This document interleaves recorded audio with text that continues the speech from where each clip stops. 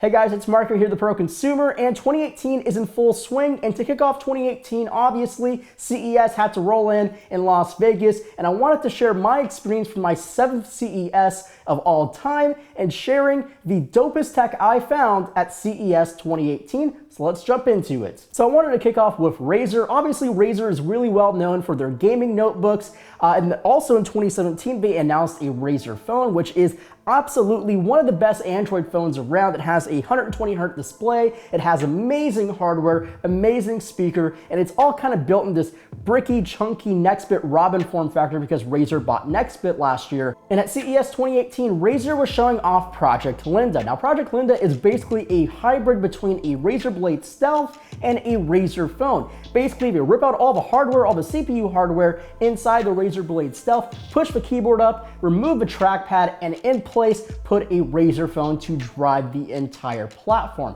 So you're running Android from your Razer phone on this beautiful 14-inch display. You use your phone as a trackpad. You have a full RGB keyboard, and it's basically to mimic your experience of gaming on a 14-inch display.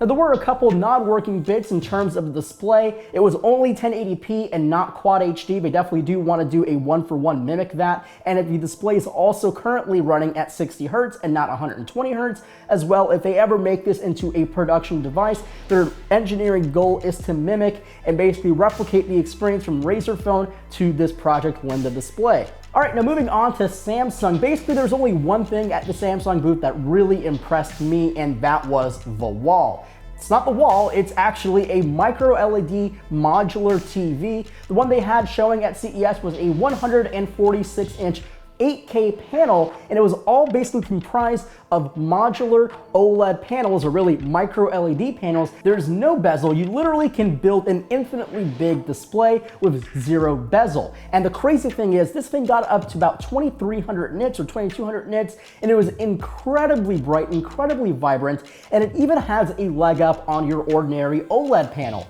Obviously, if this ever makes production, it's going to cost about 100 grand. It's really gonna be crazy expensive, but it definitely did look really good. Speaking of TVs, LG's also updated all their OLED panels, basically from the B8 all the way up to the W8, all capable of higher frame rates. They have a new Alpha 9 processor for that higher frame rate processing. It has all new Alexa built in, and some of them have Google Assistant, and they all just look really, really good. Also impressive at the LG booth this year was their brand new monitors. The one that really impressed me here was the new 4K ultra-fine display. It's about 31.5 inches, and it's basically the updated model of the LG ultra-fine that you could buy at the Apple Store, but you take out the webcam, you take out all those crazy, ugly bezels, and you have this beautiful 31.5-inch 4K monitor that also supports 4K daisy chaining off a single Thunderbolt 3 port. It looked absolutely amazing. Next about new ultra-fine display was a brand new ultra-wide 5K display with 4K vertical resolution. It also looked absolutely beautiful, and I definitely want to have one of those on my desk very, very soon. The next piece of dope tech was at the Panasonic booth, and obviously all of you know what I'm talking about here. It is the Lumix GH5s.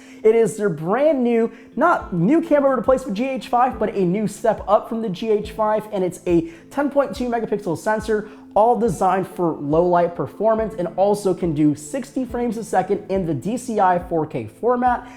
Basically the same form factor as the GH5, same bit rates almost, doesn't have all the 400 megabits per second the GH5 does, and it has a slightly improved autofocus, but overall the camera is the same body but just has ridiculously high ISO, and it also has a dual ISO native to that sensor, so you can shoot in both 400 and 2500 at the same time and choose that later. Honestly, I can't wait to check out that camera. The only disappointment that I found, or two of them anyway, was the new price of $2,500, which is $500 more expensive than the GH5, but you do get Vlog out of the box. I also went to the Toto booth at the Sands Expo at CES, and I checked out some crazy in-home tech, including an $11,000 toilet with built-in bidets and heated seats and crazy tech to keep your bum clean, basically. Also this amazing bathtub that had an amazing faucet from the ceiling. It was really cool. It had a NASA zero gravity inspired posture, a neck pillow. It had water jets to keep you all comfy and cozy.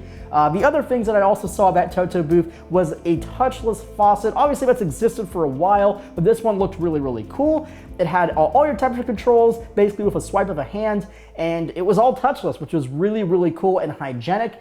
Would definitely love to have all that stuff in my house, but, well, it's really, really expensive, and I definitely can't afford an $11,000 toilet. You mean, that's a lot of money to take a dump, right? All right, so I hope you enjoyed my CES 2018 experience. Obviously, I didn't cover every single piece of tech that you probably wanted to see at CES 2018, so make sure to go check out the other content creators that have covered a lot more than myself, including that fingerprint sensor underneath the display on that Vivo, which I could not find on the show, by the way. Hope you guys enjoyed the video, and as always, my name is Marco, and I'll see you guys in the next video.